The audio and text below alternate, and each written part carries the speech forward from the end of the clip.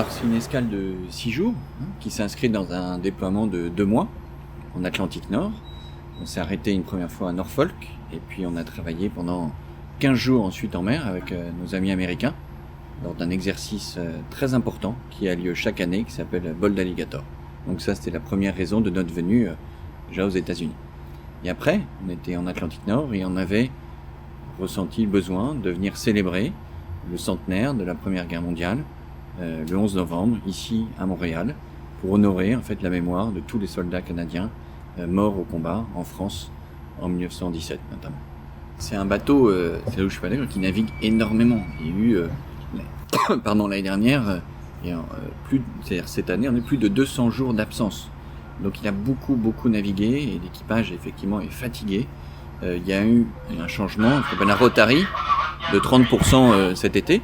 Mais c'est un équipage qui a beaucoup navigué, un équipage opérationnel. Voilà. Combat proven, on dit, qui était dans le Golfe, qui a servi, qui a protégé le porte-avions français, le porte-avions américain de George Bush. Donc c'est un équipage éprouvé, voilà, et qui connaît son métier. Donc c'est la première des satisfactions, c'est de constater que lorsqu'on arrive à bord, il y a un équipage professionnel, parce que c'est pas un sport de masse. En fait. Ensuite, c'est un bateau qui a d'excellentes capacités manœuvrières. C'est un bâtiment fortement armé. C'est un bâtiment lourd, 7000 tonnes, il n'y en a pas beaucoup. Donc il faut le préserver. Il faut que ça navigue, il n'y a que comme ça que ça marche.